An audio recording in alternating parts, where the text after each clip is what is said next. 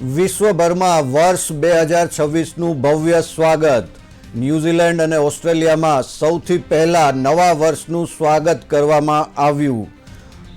અમદાવાદમાં આજથી 14મો international flower show 2026 શરૂ થયો. મુખ્યમંત્રી શ્રી ભૂપેન્દ્રભાઈ પટેલ દ્વારા શોનું ઉદ્ઘાટન કરાયું. ગુજરાતમાં ઠંડીનો ચમકારો વધ્યો. વેસ્ટર્ન ડિસ્ટર્બન્સની અસરથી ઠંડીનું પ્રમાણ વધ્યું. ગાંધીનગર અમરેલીમાં 13 ડિગ્રી તાપમાન. હવા બની ઝેરીલી. થલતેજમાં 196 એક્યુઆઈ નોંધાયું.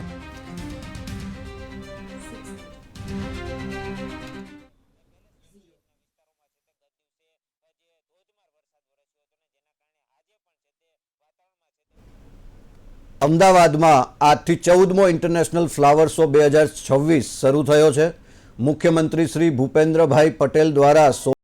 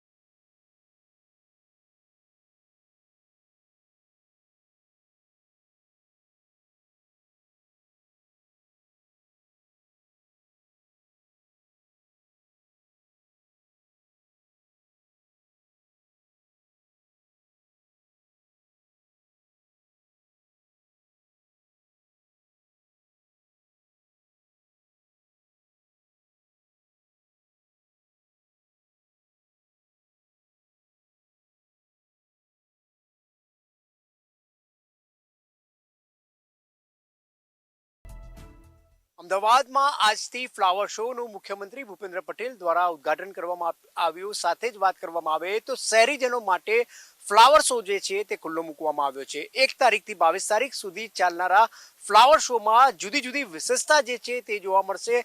ભારત એક ગાથા થીમ ઉપર ફ્લાવર શોનું આયોજન કરવામાં આવ્યું છે.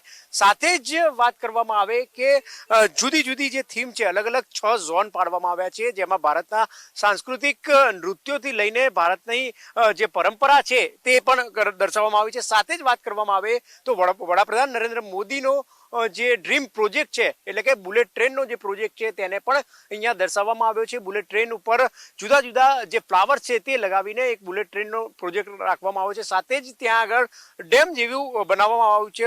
વડાપ્રધાન નરેન્દ્ર મોદીનો જે આ ડ્રીમ પ્રોજેક્ટ છે બુલેટ ટ્રેનનો, તે અહીંયા દર્શાવવામાં આવ્યો છે. સાથે જ જુદી જુદી સ્કલ્પચર જે છે તે પણ રાખવામાં આવે છે. અને વાત કરવામાં આવે કે જે પ્રમાણે નરેન્દ્ર મોદી એટલે કે વડાપ્રધાન નરેન્દ્ર મોદીનો એક ડ્રીમ પ્રોજેક્ટ ગણાતો હતો તે બુલેટ ટ્રેન અહીંયા જોવા મળે છે.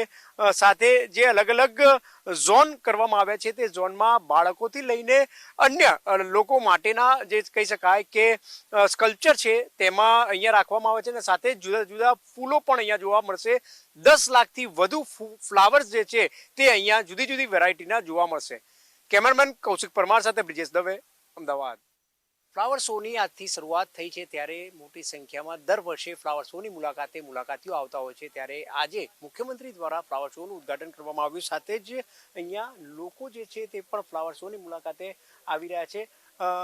અત્યારની જો વાત કરવામાં આવે તો ફ્લાવર શોની મુલાકાતે મોટી સંખ્યામાં જ્યારે આવતા હોય છે, ત્યારે જે પ્રમાણે લોકો જ્યારે આવ્યા છે, કઈ રીતના જે કહી શકાય કે તેમની પ્રતિક્રિયા છે તે વાત કરીશું. શું કહેશો, ફ્લાવર શોની મુલાકાતે દર વર્ષે ફ્લાવર શોનું આયોજન કરવામાં આવતું હોય છે?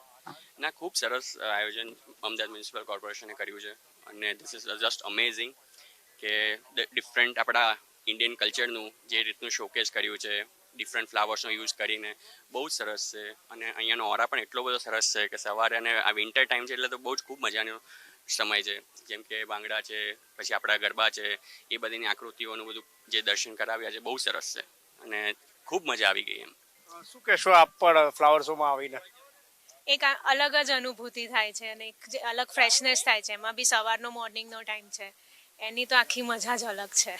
તો ચોક્કસ જે પ્રમાણે ફ્લાવર શોનું આયોજન કરવામાં આવ્યું છે, ખૂબ જ સુંદર આયોજન કરવામાં આવ્યું છે અને સાથે જ વાત કરવામાં આવે કે આ જે વોલ બનાવવામાં આવી છે એટલે કે સરદાર વલ્લભભાઈ પટેલ એટલે કે 150મી જન્મ જયંતિ અને ખાસ કરીને જુદી જુદી સ્કલ્પચર પણ અહીંયા રાખવામાં આવે છે. જો કે આને રેકોર્ડ એટલે કે લિમ્કા બુક ઓફ ગિનિસ રેકોર્ડમાં જે કહી શકાય કે સ્થાન મળી શકે તે પ્રકારની શક્યતા દેખાઈ રહી છે, કારણ કે અત્યારે જે છે ફ્લાવર શો, તેને ફ્લાવર શોની મુલાકાતે મોટી સંખ્યામાં જ્યારે લોકો આવતા હોય છે ત્યારે વિવિધ સ્કલ્પચર લોકો માટે એક આકર્ષણનું કેન્દ્ર બની રહેશે. કેમેરામેન કૌશિક પરમાર સાથે બ્રિજેશ દવે, અમદાવાદ. ગુજરાત સરકારના સામાન્ય વહીવટ વિભાગ દ્વારા 1996 બેચના 5 વરિષ્ઠ આઈએએસ અધિકારીઓને એડિશનલ ચીફ સેક્રેટરી પદે બઢતી આપવામાં આવી. રાજ્ય સરકારના નિર્ણયથી વહીવટી તંત્રમાં મહત્વપૂર્ણ ફેરફાર નોંધાયો છે. બઢતી પામેલા અધિકારીઓમાં ખોરાક અને નાગરિક પુરવઠા વિભાગના પ્રિન્સિપલ સેક્રેટરી મોના ખંદાર, નાણાં વિભાગના સેક્રેટરી મુકેશ કુમાર, આરોગ્ય અને પરિવાર કલ્યાણ વિભાગના ડૉક્ટર ટી નટરાજન, ઉદ્યોગ અને ખાણ વિભાગના રાજીવ ટોપનાનો તેમજ ઉચ્ચ ટેકનિકલ વિભાગના મમતા વર્માનો સમાવેશ થાય છે.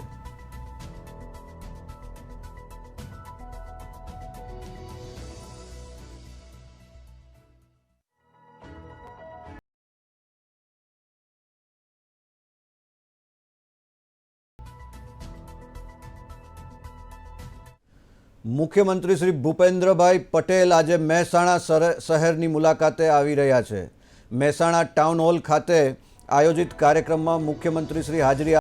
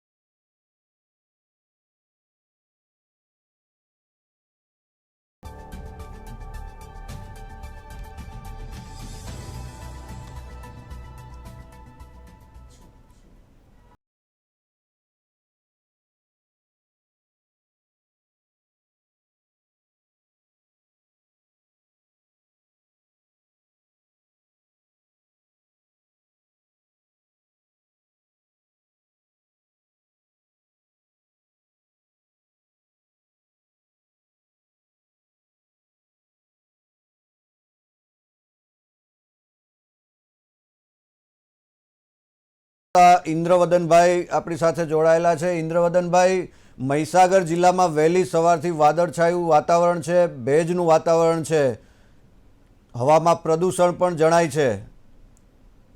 જી પ્રશાંતજી, ચોક્કસથી વાત કરવામાં આવે તો મહીસાગર જિલ્લામાં વહેલી સવારથી જ ધુમ્મસમય વાતાવરણ છવાયું છે, તેમજ વાદળછાયું વાતાવરણ છવાતા આસપાસ મહીસાગર જિલ્લાના આસપાસના વિસ્તારો કહી શકાય, તેમજ મુખ્ય મથક લુણાવાડામાં પણ અત્યારે વહેલી સવારથી અત્યાર સુધી ધુમ્મસમય વાતાવરણ છે. તેમાં જે ખેડૂતો છે તે પણ કંઈક ને કંઈક મૂંઝવણમાં છે, તેમજ કહી શકાય કે ઠંડી છે, ઠંડીમાંથી થોડીક રાહત મળી હોય તેવા પણ દ્રશ્યો છે જે અત્યારે જોવા મળી રહ્યા છે. જી ઇન્દ્રવદનભાઈ, ત્યાં વરસાદનું વાતાવરણ કેવું છે? વરસાદ મહીસાગર જિલ્લામાં કોઈ જગ્યાએ છે કે માત્ર ભેજનું વાતાવરણ જણાય છે?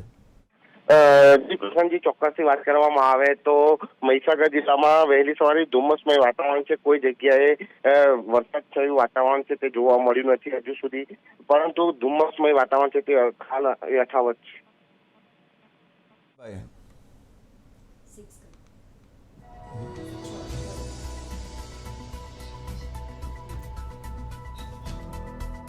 પાટણ શહેર સહિત ગ્રામ્ય વિસ્તારોમાં વહેલી સવારથી ગાઢ ધુમ્મસ. ધુમ્મસના કારણે હાઈવે પર વિઝિબિલિટી ઘટી જતા વાહન ચાલકો પરેશાન. હારીજ પંથકમાં પણ સવારથી જ ગાઢ ધુમ્મસ છવાતા જનજીવન પર તેની અસર. સમગ્ર વિસ્તાર સફેદ ચાદરમાં ઢંકાઈ ગયો હોય તેવું દ્રશ્ય સર્જાયું. હાઈવે માર્ગો પર હેડલાઇટો ચાલુ રાખવાની વાહન ચાલકોને ફરજ પડી. 2 દિવસથી ગાઢ ધુમ્મસના કારણે વાવેતર કરેલા પાકોમાં પણ રોગ લાગવાની ભીતિથી ખેડૂતો પણ ચિંતિત. પાટણ શહેર સહિત ગ્રામ્ય વિસ્તારોમાં પણ ધુમ્મસના કારણે ધુમ્મસ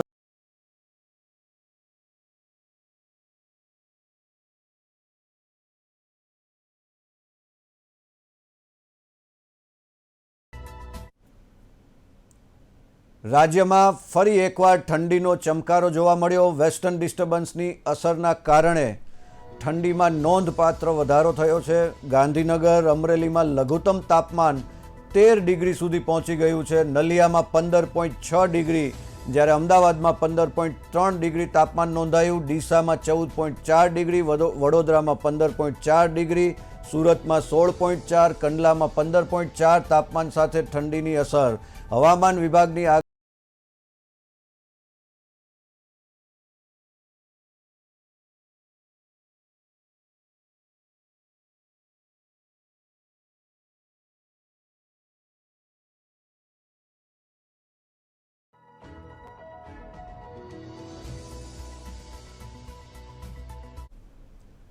અમરેલીમાં 31સ્ટની ઉજવણીને ધ્યાનમાં રાખીને પોલીસ એક્શનમાં આવી હતી.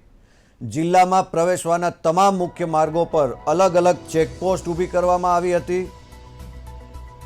ભાવનગર સોમનાથ નેશનલ હાઈવે પર એએસપી જયવીર ગઢવી સહિતના ઉચ્ચ પોલીસ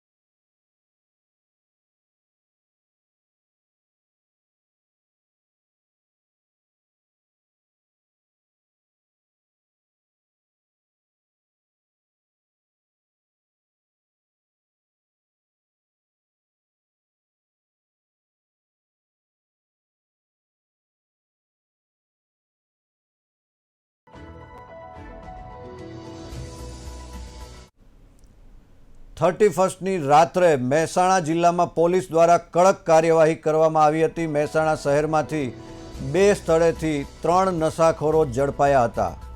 બહુચરાજીમાં પણ 3 નશાખોર, એક છરી સાથે એક વ્યક્તિ ઝડપાયો. કડી દેલવાડા ગામ નજીક સાંથલ પોલીસ સ્ટેશન વિસ્તાર તેમજ વિસનગરમાં દારૂ પીધેલી હાલતમાં વાહન ચલાવતા અનેક વાહન ચાલકો પકડાયા હતા. મોટી સંખ્યામાં દારૂ પીને વાહન ચલાવતા લોકો સામે પોલીસે કાયદેસરની કાર્યવાહી હાથ ધરી હતી.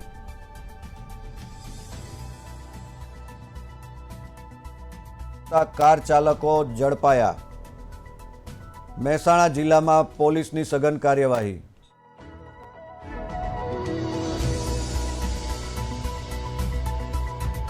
મહેસાણાથી અમારા સંવાદદાતા મયુર રાવલ જોડાયા છે. મયુરભાઈ, જણાવો, ગઈકાલે 31ની રાત્રે મહેસાણા જિલ્લામાં પોલીસની કેવી કાર્યવાહી?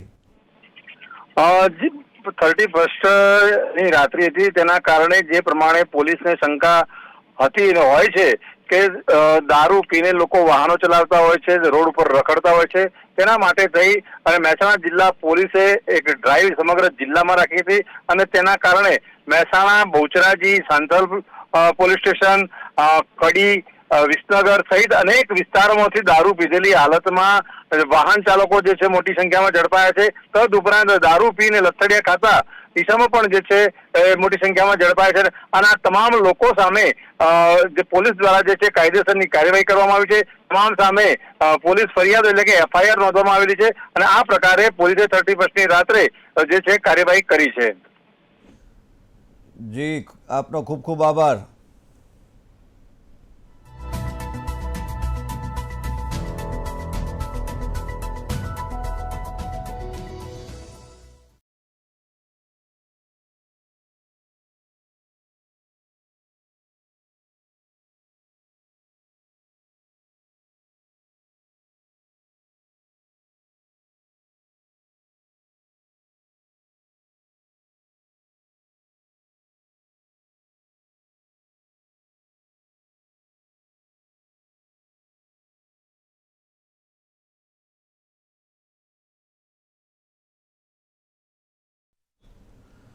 તો આપ સૌ દર્શક મિત્રોનો ખૂબ ખૂબ આભાર. હું હતો પ્રશાંત વાળા, પ્રદેશ મીડિયા સંયોજક, ભારતીય જનતા પાર્ટી. નવા વર્ષ નિમિત્તે GTPL ન્યૂઝ દ્વારા એક આ નવીનતમ પ્રયોગના ભાગરૂપે એક ન્યૂઝ એન્કર તરીકે મારે આપ સૌની સમક્ષ આવવાનું થયું. એ બદલ GTPL ન્યૂઝનો પણ ખૂબ ખૂબ આભાર. ધન્યવાદ. નવા વર્ષની આપ સૌ દર્શક મિત્રોને ખૂબ ખૂબ શુભકામનાઓ.